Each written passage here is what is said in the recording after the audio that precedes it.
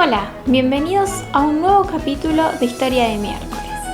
Hoy nos vamos a encontrar vía Zoom con Ignacio Montoya Carlotto, porque nos va a contar sobre su trayectoria como músico y como docente en la ciudad de Olavarría y en el resto del país.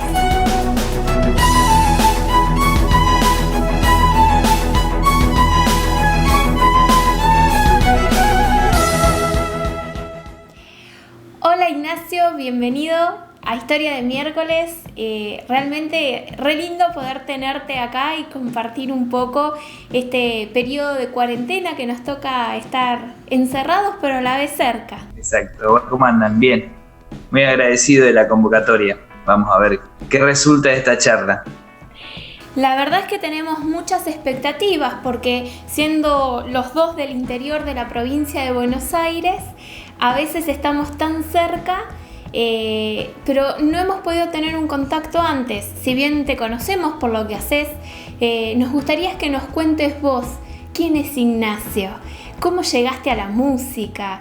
Tenemos un montón de conocidos músicos y artistas que te conocen del Conservatorio de Olavarría. Claro, sí, soy músico, pianista, compositor. Empecé a estudiar música, empecé como con mis primeras clases, creo que cerca de los 9 años, una cosa así. Y bueno, nunca abandoné, ¿no? Tuve un momento de zozobra que pienso que lo tienen todos, que es área que medio que me comprometí bastante con la carrera que yo estaba estudiando, que no tenía nada que ver con la música. Y después cuando terminé la escuela secundaria, bueno, ya como completamente decidido a hacer música, mi comida, como dice la canción, ¿no? Así que después empezó ahí un camino de mucho esfuerzo para poder estudiar, para poder capacitarme en un momento en el que, bueno, como siempre fue difícil, y un camino también, tratando de abrirse un camino y encontrar un lugar, ¿no? Yo me fui en el 97 a vivir a Capital, a estudiar ahí, a como querer comerme el mundo, qué sé yo. Y bueno, y después, en 2002, por ahí, en plena crisis, volví y ahí tuve que pensar todo lo que quería hacer a partir de vivir en el interior, ¿no? Que ser músico en el interior tiene como otra cosa, ¿no? Yo venía como para vorágine de Buenos Aires, de tocar ya, de estudiar y bueno, y ahí empecé como mi segunda etapa, digamos, con la música. Y de ahí no me fui de acá, de Olavarría. Vos, Ignacio, no estás viviendo en Olavarría mismo. No, yo vivo en Loma Negra, que es un pueblo que queda a 15 kilómetros acá. Estamos ahí nomás, ¿no? Pero es pequeñas ciudades que hay satélites de Olavarría. ¿Y te costó mucho ese cambio de un lugar tan chico y me imagino tan familiar, irte a Capital en un contexto totalmente diferente al que estabas acostumbrado? Y sí, la verdad que sí. Tuve como 3 momentos así de cambio de ecosistema. Yo crecí en el campo, en unos 40 kilómetros de acá de Olavarría, y en ese campo, bueno, naturalmente estábamos solos con mi papá, mi viejo, qué sé yo, y estudié toda la escuela primaria en una escuela rural, ahí, una escuela Patricia de Argentina, de por ahí cerca, y en esa escuela rural éramos realmente muy poquitos, éramos 7 alumnos en total, toda la matrícula era, entre todos los grados, ¿no? Y después de ahí hice como mi primera migración, digamos, de ecosistema. Me anoté en el industrial, en Olavarría, que era una escuela de alumnos. Y bueno, fue como la primera situación. Me acostumbré, tuve los 6 años de la técnica ahí. Y cuando me fui a vivir a Buenos Aires, bueno, yo no había ido nunca. Creo que había ido una sola vez en un viaje con la escuela, pero no conocía. Bueno, y fui a ver qué era Buenos Aires. La verdad que fue un descubrimiento súper maravilloso, ¿no? Porque además fui con toda la expectativa de todo lo que quería aprender, de todo lo que quería estudiar, de todo lo que quería hacer. Y bueno, y me encontré con un montón de cosas que enriquecieron mi mundo. por cuestiones personales que yo acá de pronto no las había ni siquiera sentido mencionar, y después por lo que significa Buenos Aires para muchas cosas, ¿no? Es como una suerte de lugar en donde todos tenemos que ir alguna vez y estar, y es, ¿no? O sea, como una parte de la argentinidad, uno la entiende viviendo en Buenos Aires, me parece. Sí, además que como decís vos, siendo músico, una cosa es estar en el interior, donde las posibilidades son más limitadas que en la capital, donde hay una frecuencia en lo que uno puede hacer, o al menos hay más ámbitos en los cuales uno se puede desarrollar como artista. Claro, en un momento yo creía eso. En un principio cuando fui a eso, pensando que allá era como el lugar en el cual todo se podía hacer, con las cosas resultaban más fáciles. Después me di cuenta que no es así tampoco, que en el interior se puede hacer exactamente lo mismo. De hecho, después de ese gran éxito en música que hubo en el 2001, producto de la crisis, que muchos se volvieron a sus lugares de origen, otros eligieron vivir en el interior como para poder de alguna manera cambiar ese aire tan viciado. La capital también es una ciudad que yo la amo, pero es difícil de estar, ¿no? Y hay también para el ambiente mucha gente concentrada en muy poco espacio, hay mucha oferta, muy poca demanda, y se torna más difícil. Pero formativamente, no solamente por lo que se aprende concretamente a la hora del oficio artístico, sino uno entiende la velocidad de las cosas de otra manera, la velocidad de la gran ciudad. Y una vez que uno lo aprende, después uno tiene esa velocidad para siempre. Por eso que digo, es como muy importante poder... de hecho, y tampoco es fundamental, hay un montón de artistas de Argentina que nunca fueron a capital y son geniales, pero hay como una cosa de la velocidad, es como jugar en la primera, pero no porque lo hagas mejor, sino porque lo tenés que hacer más rápido, porque hay más competencia, porque hay un montón de cosas que uno adquiere viviendo esa experiencia. Bueno, al menos es la experiencia que a mí me tocó vivir, y eso a mí me enseñó como a otra dinámica de trabajo, y esa dinámica de trabajo después me la traje y la aplico acá con músicos de acá y sin mayores problemas.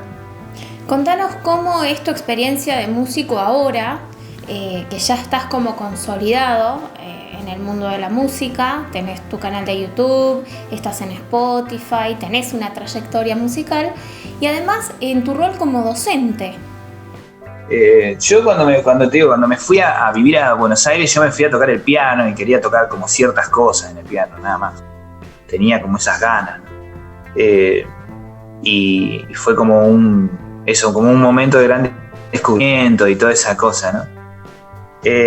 Con la docencia me encontré como medio de casualidad, porque yo en realidad quería ingresar a la Escuela de Música de Avellaneda, que en ese momento era como el único conservatorio o la única escuela pública, pues yo no tenía plata para ir a una privada, eso era clarísimo, y era la única escuela pública que enseñaba el contenido que yo quería, digamos, que yo quería tocar jazz, quería tocar algo de tango, de folclore. Bueno, y yo fui y de acá como a tirarme el lance, obviamente como muy poco preparado, fue el primer fracaso que tuve, digamos, no entrar en la escuela, hacer el examen y quedar afuera. Y me anoté y di el examen de ingreso en el otro conservatorio que estaba en Avellaneda también, y bueno, así entré, pero era otro perfil, no era el perfil que yo quería. Igualmente, era un instituto de formación docente, entonces, ahí me fui encontrando como con cosas que yo no pensé que iba a estudiar, que era aprender a enseñar. Y me encontré con una vocación que no tenía ni idea que existía y que no la tenía contemplada, a la par de que yo iba trabajando para desarrollar eso que yo quería, que era un poco lo que hago ahora también, ¿no? Que es el hecho de ser músico freelance, si se quiere. No por la modalidad, sino por el hecho, de llevar mis proyectos adelante y con esos proyectos adelante, hacer, entre comillas, una carrera, como se dice. Que en realidad no es una carrera porque uno no corre contra nadie, ¿no? Pero ganás ese pequeño lugar que vos decías. Sí. Es algo bastante difícil, y que eso sí es difícil hacer desde el interior, ¿no? Porque los circuitos generalmente de la música giran a veces por otro lado, ¿no? Ahora no tanto, pero en ese momento era, bueno, Capital y el resto.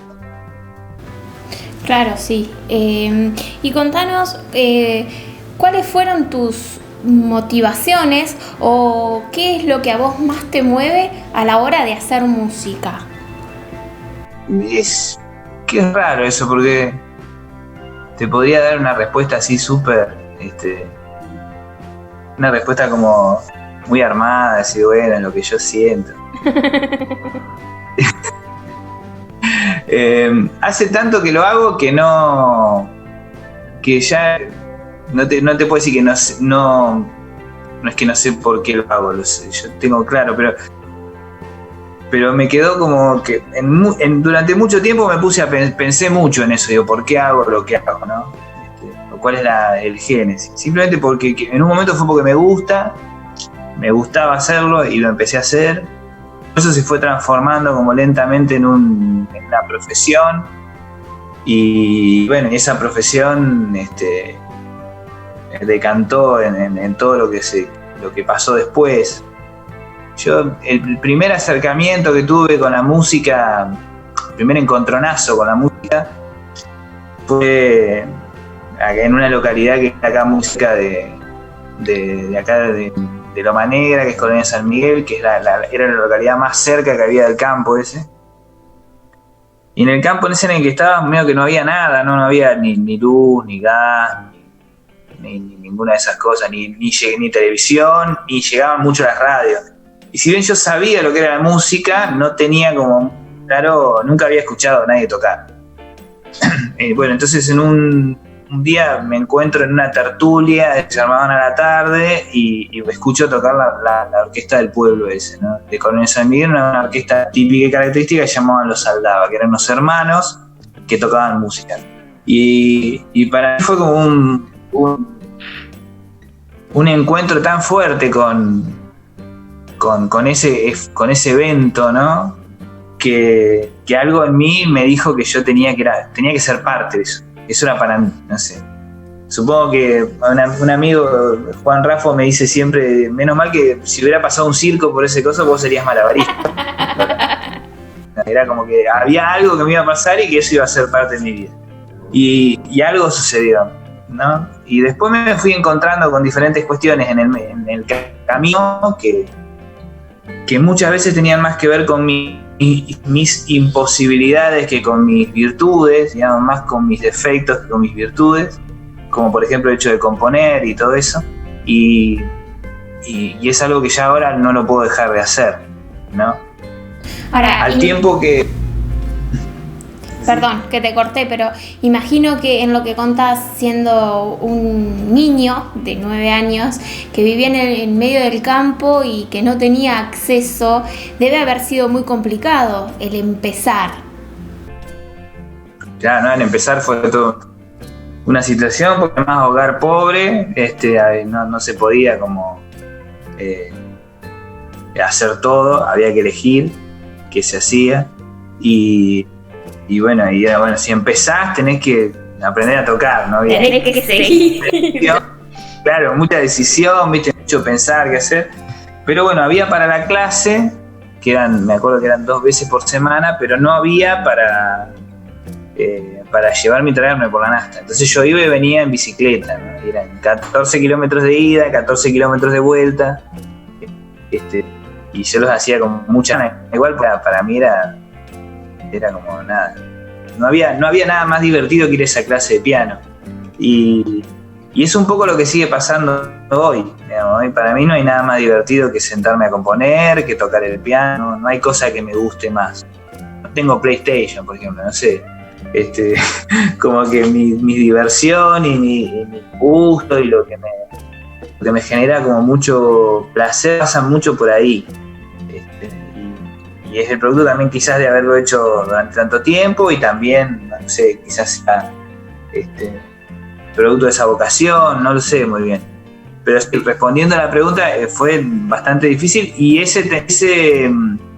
digamos, ese sacrificio, entre comillas, esa cosa de siempre tener que hacer mucho para poder lograr las cosas, se mantuvo durante muchísimo tiempo, estando en Buenos Aires, habiendo vuelto acá, las cosas siempre costaron. Hace relativamente poco, digamos, hace 10 años que ya siento que las cosas me son un poco más simple en ese sentido, o sea que no tengo que andar 14 kilómetros en bicicleta y hacer algo. Pero hasta hace relativamente poco eso era así. Ignacio, ¿y cuál es tu género favorito a la hora de ponerte a tocar? O que digas, bueno, hoy toco por diversión, me pongo a hacer esto. Y no hay un género así, es un tema también de dicción. En las notas específicas, cuando hacen en un medio o cuando un periodista lo quiere definir, es una situación difícil de definir también a la hora de poner los discos en que batea, ¿no es cierto? Dicen, bueno, este pibe, ¿qué hace? ¿No? Y no porque sea una indefinición, sino porque yo tengo bastante claro cuáles son los elementos de la receta, pero a veces la receta preparada, que sería la música que hago, no termina de encajar en algunos lugares, lo cual generó muchísimas incomodidades para mí en algún momento, y después ahora es una gran virtud. Está en el resto del mundo, ya que estos últimos años he tenido bastante posibilidad de viajar y mostrar mi música en otros lados, entra dentro de la etiqueta de lo que se llama la world music, ¿no? Que es recontra amplio en realidad, es la etiqueta de todo lo que no saben qué es, ¿no? Pero la música mía está muy atravesada por la música del jazz, porque es una música que yo siempre estudié y ejercité y me preocupé en algún momento por tocar también. Si bien no es jazz, termina en música argentina, pero atravesada por esas cuestiones. Después hay elementos del tango y de folclore muy presentes en la música esa, sin que llegue a ser ni tango ni folclore, ¿no? Hablo cuando hago mi música, ¿no? Ahora hace unas semanas atrás, lanzamos un disco que es un disco de tango, y eso sí no tiene duda, porque no son tangos míos, es un proyecto como que va por ese lado. Pero cuando hago mi música en vivo, en mi septeto, cuando toco solo, cuando compongo atravesado por todas esas cuestiones que tienen que ver con el lenguaje, unas cuestiones que tienen que ver con las cosas que me gustan, con las cosas que he estudiado y con lo que voy descartando de eso también. Y es eso, ya te digo, a los ojos del afuera, del muy afuera, es música argentina, pero acá es bravo de definir. Sí, porque además, por lo que nos decís, es un crisol de culturas que conviven en tu música. El jazz no es de estas zonas. Tiene que ver más con Estados Unidos y también con un grupo social que fue mucho tiempo dejado de lado, si se quiere, igual cuando yo empecé a estudiar el estilo, ya es lo que es hoy, que es una música del mundo. O sea, es como pensar la música clásica, ¿viste? Ya la música clásica no es de Europa, son como géneros ya bastante que trascienden las fronteras, que si bien tuvieron esos inicios, que a veces, como al igual que el tango, inicios como medio orilleros, ¿viste? O el blues, o esas cosas como de músicas populares marginales, que después ganaron en prestigio y popularidad. Esto es también como el rock, ¿viste? Ya no es propiedad de Estados Unidos o de los británicos, el rock es del mundo. Y creo que el jazz ha sido uno de los primeros géneros que se universalizó, adaptándose a cada uno de los lugares, ¿no? Vos vas a Brasil y escuchás jazz brasilero y es música brasilera, qué sé yo, escuchás en Uruguay cómo lo mezclan con el candombe, qué sé yo, en Cuba o en el Centroamérica con la música latina. Pero bueno, creo que hoy por hoy, como está planteado el mundo, un mundo tan globalizado de hace ya muchos años, todas las músicas tienen cosas de otros lados, ¿no? Esas regionalizaciones se terminaron hace bastante y bueno, y empezó esa era en donde todas las músicas empiezan a ser de todos lados, y creo que a mí en mi música sucede un poco eso, hay un poco de todo, pero más que como si fueran ingredientes, ¿no? Como te repito la idea de la receta,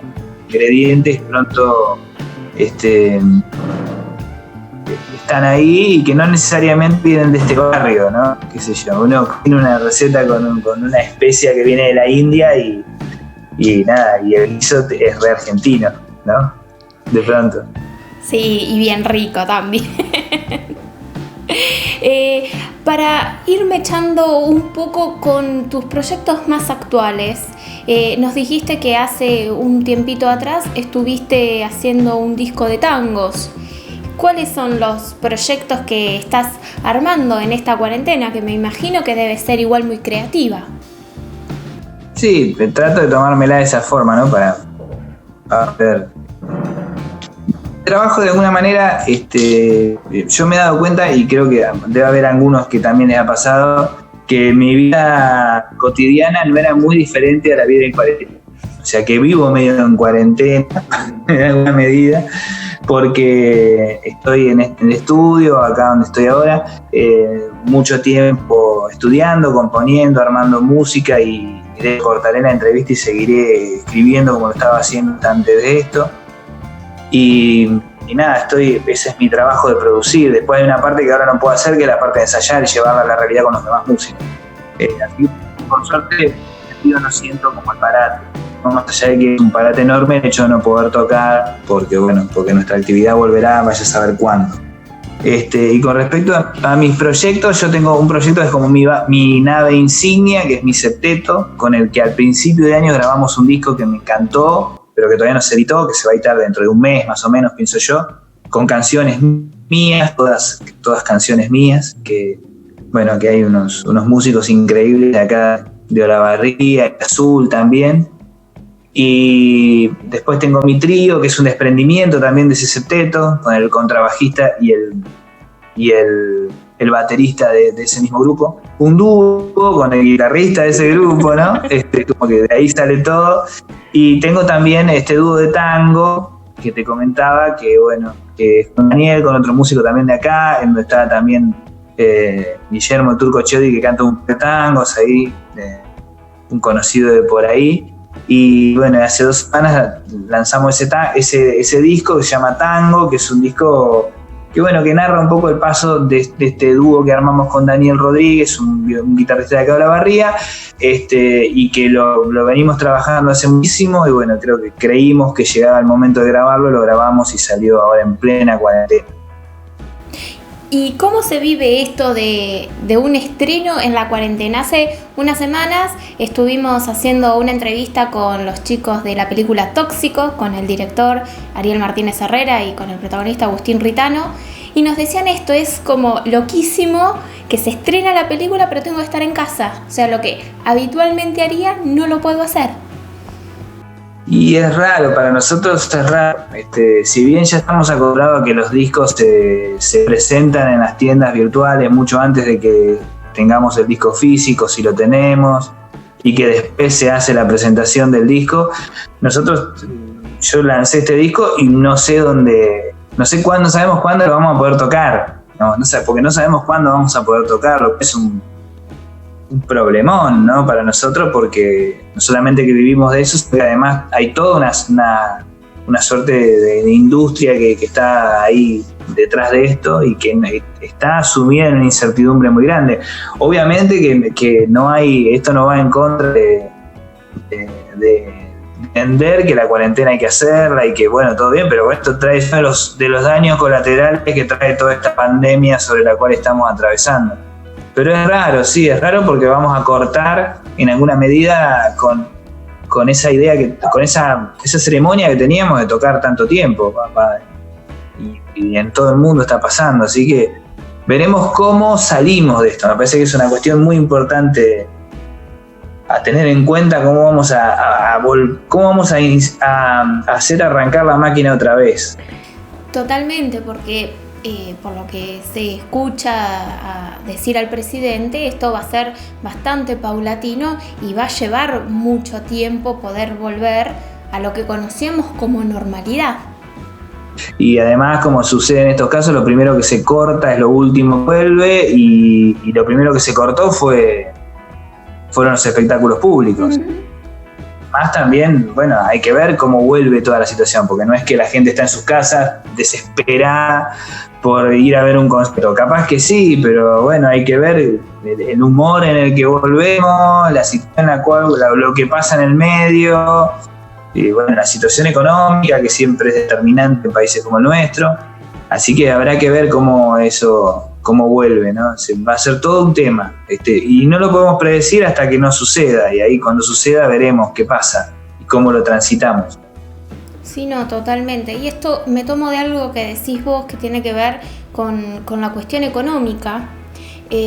También en entrevista con varios artistas de la zona y también de Capital Federal, por ahí lo que nos decían es la subvaloración que está teniendo el arte en líneas generales, y que esa subvaloración va acompañada de una cuestión económica, que muchas veces se pretende que un músico o un bailarín o un actor haga cuestiones gratuitas sin entender que realmente es su trabajo y que vive de eso. Sí, eso no es de ahora en realidad, ¿no? Siempre ha sido así. De que tengo uso de razón que fue así y que uno lucha contra la gratuidad, ¿no?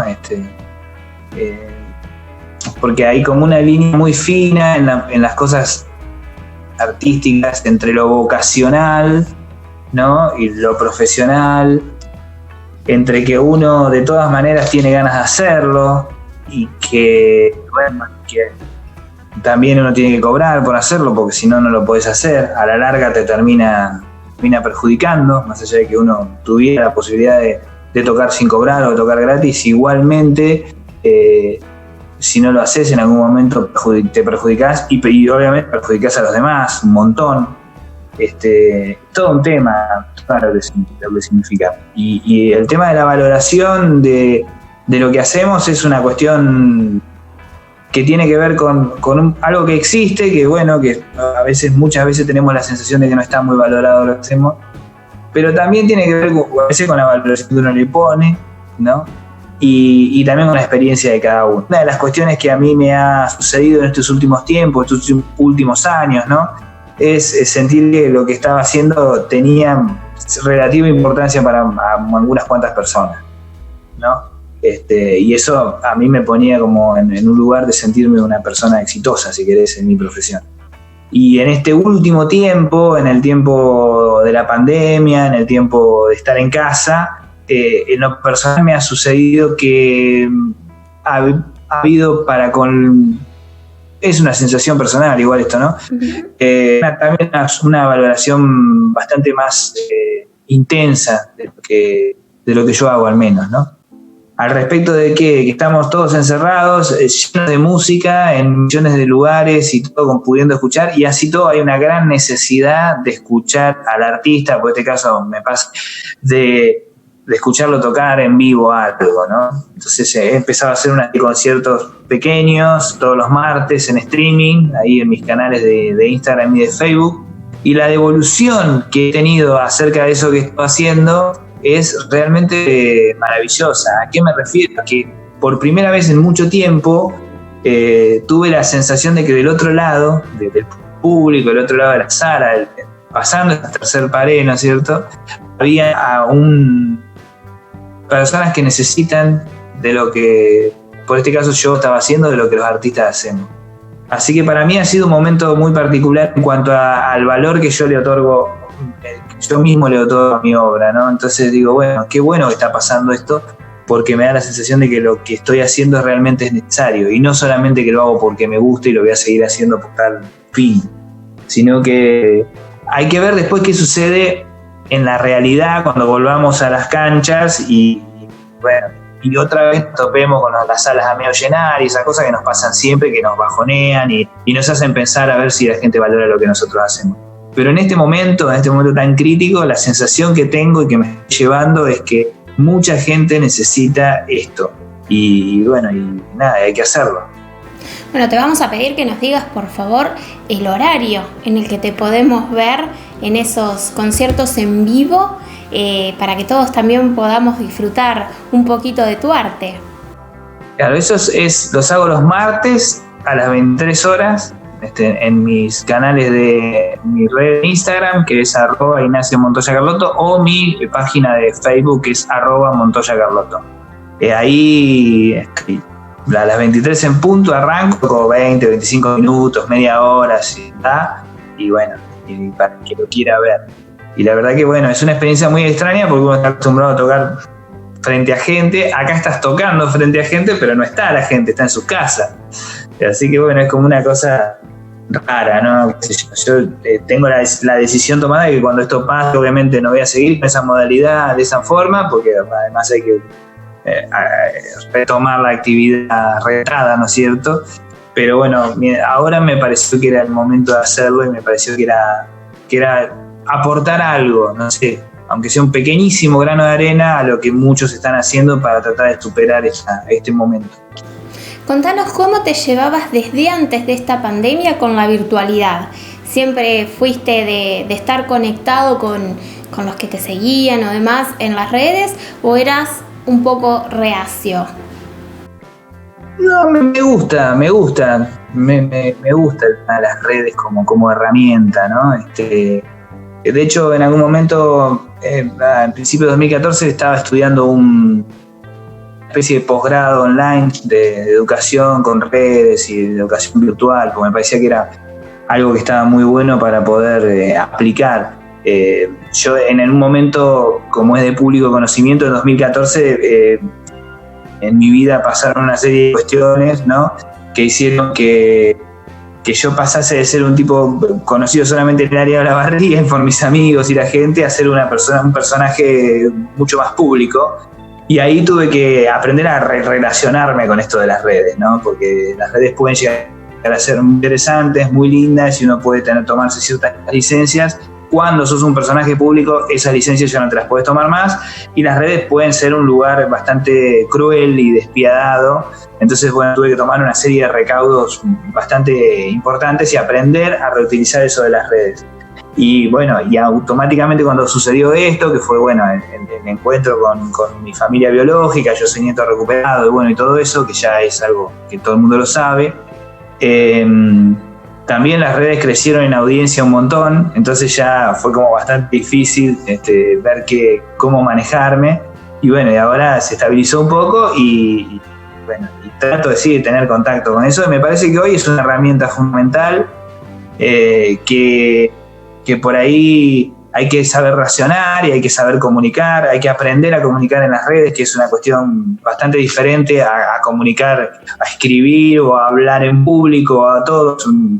Es otra forma, hay que tener otros cuidados, otra forma, otra velocidad de las cosas, otra duración de las situaciones. Y bueno, creo que es lo que está gobernando lo que va a venir, inclusive. Yo creo que todo este tipo de cosas, como lo que estamos haciendo ahora, es algo que de aquí en más va a ser más común, aunque nos podamos encontrar. Simplemente porque ya vamos a estar habituados. Y los músicos, pienso yo que debemos estar como muy atentos a eso y aprender todas estas herramientas. Ayer hablaba con un amigo, un colega en Capital, que lo agarró la cuarentena de viaje en Capital, pero que en realidad está viviendo en Madrid.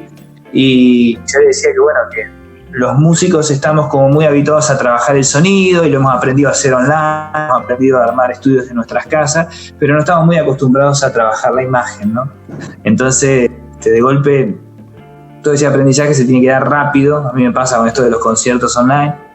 Bueno, nada, poner luces en el estudio, iluminar, poner bien el audio, un montón de cuestiones que tienen que ver con cosas que no estamos acostumbrados, pero que de acá en adelante yo creo que vamos a tener que empezar a acostumbrarnos, porque es algo que ya estaba, pero ahora vino obligatoriamente para quedarse. Sí, y que además abre la puerta a un montón de cuestiones. Vos, por ejemplo, ya tenés decidido que una vez que volvamos a la normalidad, no vas a continuar, al menos en primera instancia, con esta modalidad de los conciertos virtuales. Pero puede que haya algún artista... Perdona que yo decido contar con esto porque no hay manera de rentarlo, ¿no? Entonces yo no puedo estar brindando un servicio gratis, digamos, porque también esto que hacemos es un servicio, así, más allá de que suene feo y poco romántico. Yo no puedo estar trabajando gratis mientras va a haber otros, inclusive yo, que vamos a estar queriendo tocar rentados, entonces es una competencia desleal. Pero creo que también eso va a ser algo que va a cambiar y que se va a poder acceder a conciertos online de manera rentada, de manera muy fácil y con buenas plataformas y todo eso, y me parece que también es parte de este cambio, ¿no? Sí, bueno, justamente a eso apuntaba vos, por ejemplo, y que tiene que ver con lo que hemos estado hablando de la valoración económica de tu trabajo, pero a lo que voy es que por ahí grandes artistas a nivel internacional se han sumado a esto de hacer recitales una vez por semana o a recitales en conjunto de manera virtual, y que me parece que da el pie para esto que mencionabas vos, la creación de nuevas plataformas que puedan ser rentadas a través de distintas cuestiones como puede ser auspiciantes o demás, y que permitan una virtualidad de la presentación del artista. Sí, porque nosotros estamos hablando como que esto ya pasó, pero la verdad es que no tenemos ni noción ni idea de cuánto va a demorar, si va a ser esta la primera de las pandemias y última que vamos a pasar, o va a ser la primera de otra serie de cuestiones. Quizás el mundo vaya hacia este lugar, espero que no, porque la realidad es que todos queríamos, nos gustaba la construcción que teníamos de la sociedad en términos sociales, interacción social, pero esta herramienta que se hace y se utiliza por primera vez, de hecho esta plataforma sobre la cual estamos haciendo esta entrevista, pocos la conocían hasta antes de 2 meses y hoy es una usada. Así que me parece que todo va un poco hacia ahí, y ya te digo, es algo que aparezca ahora, digamos, las clases virtuales se hacían, conciertos ya se estaban haciendo, lo que pasa es que bueno, como existía la posibilidad de ir, los músicos la gente prefería ir a escucharlo, pero ahora que no está la posibilidad y este es el único canal, ese único canal toma como una relevancia importante.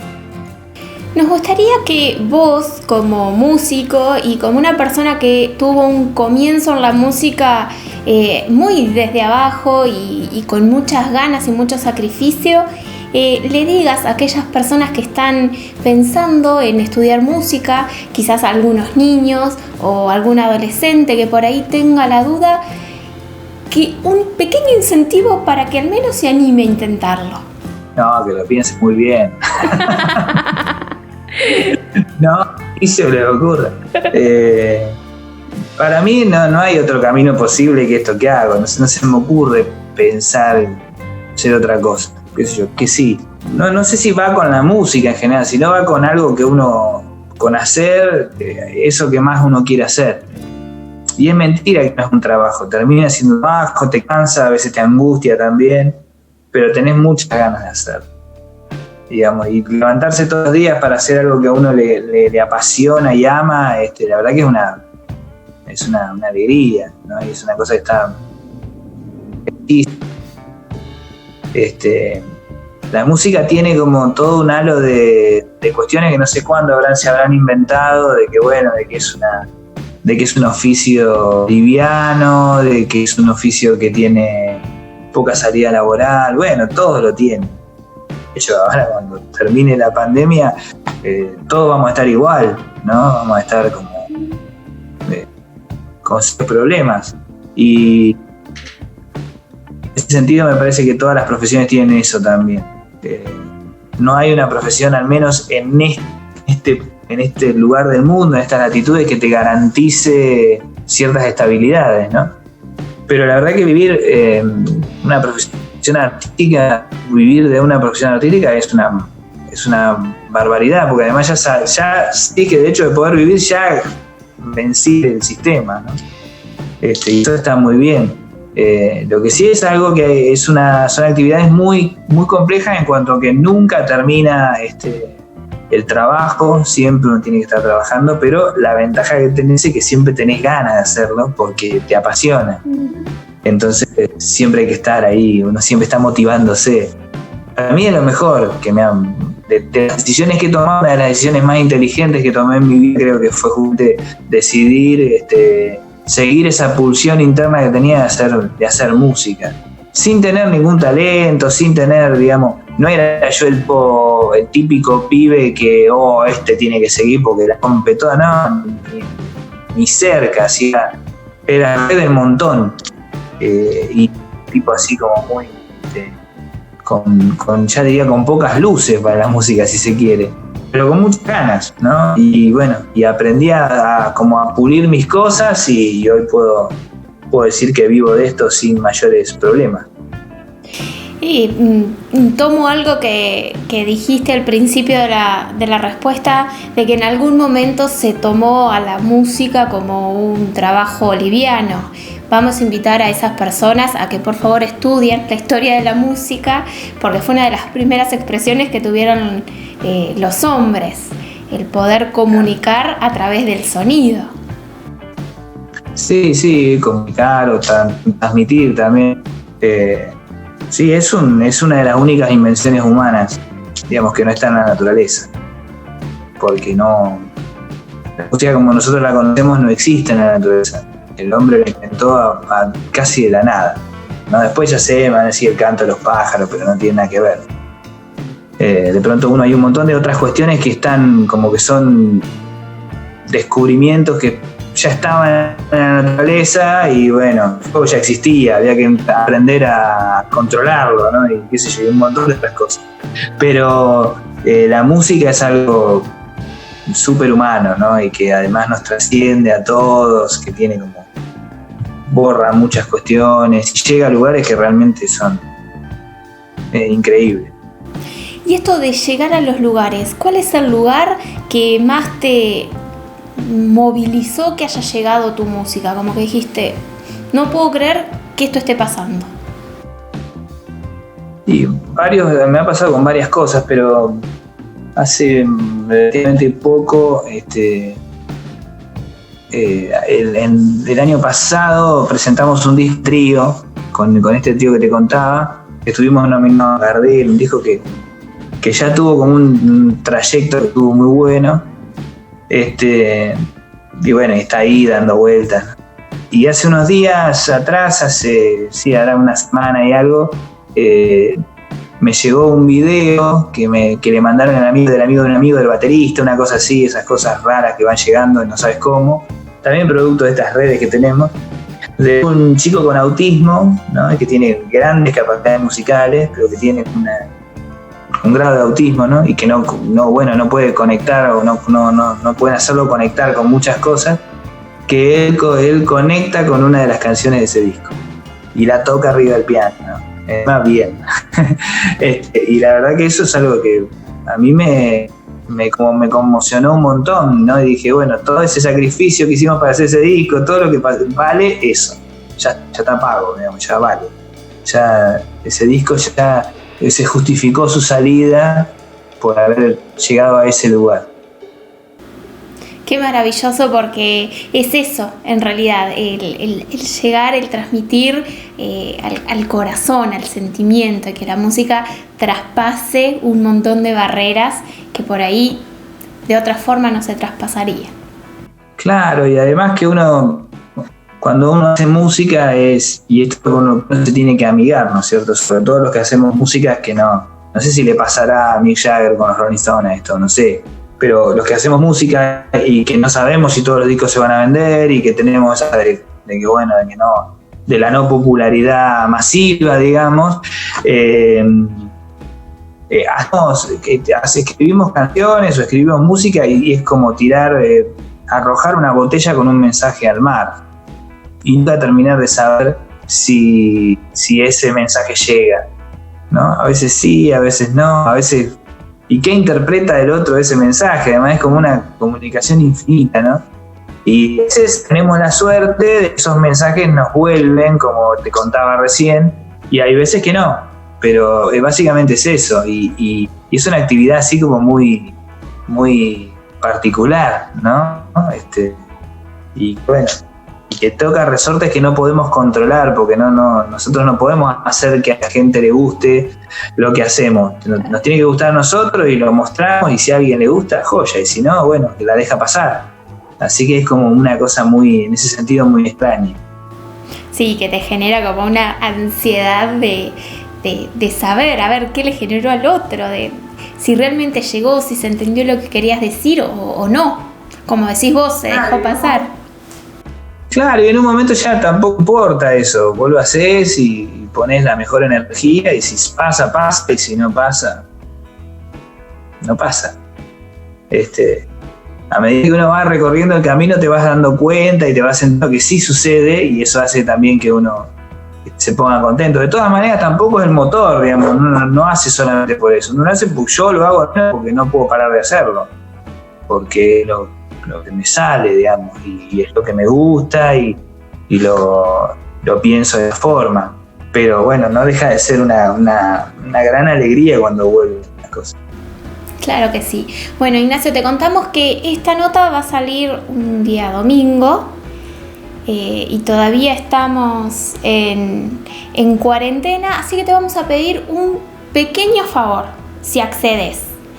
En primer lugar, que para pasar este fin de semana nos recomiendes alguna película o alguna serie que a vos te haya gustado, que te haya movilizado, y después que nos recomiendes algún artista o algún disco que creas que hay que escuchar. Bueno, la película te puedo recomendar un montón, pero te recomiendo la última que vi, de las últimas que vi que me llamó la atención, una película que se llama El Insulto, que está en plataformas como Netflix, me parece también, sí, está en Netflix, y que es una película muy, muy interesante porque a través de un altercado entre dos ciudadanos, uno palestino y el otro israelí, se arma toda una pelota que, digamos, muestra de alguna manera cómo muchas veces nuestros dolores nos exceden, ¿no? Sí, es muy interesante. El Insulto se llama. No recuerdo ahora, la directora estuvo nominada como mejor película extranjera a los Oscars en algún momento, eso es, creo que no sé si es de 2015, 2014, por ahí, pero es un peliculón, la verdad que es un peliculón. Y música, también, ahí es más difícil, un montón de gente que me gusta, pero voy a recomendar dos pianistas, ya que está, que son dos amigos y que me gusta mucho lo que hacen y que es muy diferente lo que hace uno del otro. Son Juan Raffo, el Pollo Raffo, que tiene unos discos que son Música de Flores, volumen 1, volumen 2, volumen 3 y así, y es una música increíble. Y otro músico también increíble, que es un amigo entrerriano, se llama Carlos Aguirre, que hace también una música fantástica y unas canciones realmente maravillosas. Bueno, entonces quedan las recomendaciones de Ignacio Montoya Carlotto hechas, que nos acompañan un poquito en este tramo de cuarentena. Ignacio, muchísimas gracias por esta nota. No, gracias a ustedes, espero que haya salido linda. ¿Cómo que no? Claro que sí. En la descripción del video te dejamos las redes para que lo sigas a Ignacio y puedas acceder a sus conciertos en vivo por las redes sociales y que también puedas ver un poquito de todo lo que ha hecho y de lo que está haciendo. También te recordamos que si te gusta nuestro canal te suscribas y que nos podés seguir en nuestras redes, que tanto en Facebook como en Instagram son Historia de Miércoles. Gracias, Ignacio. Nos vemos pronto.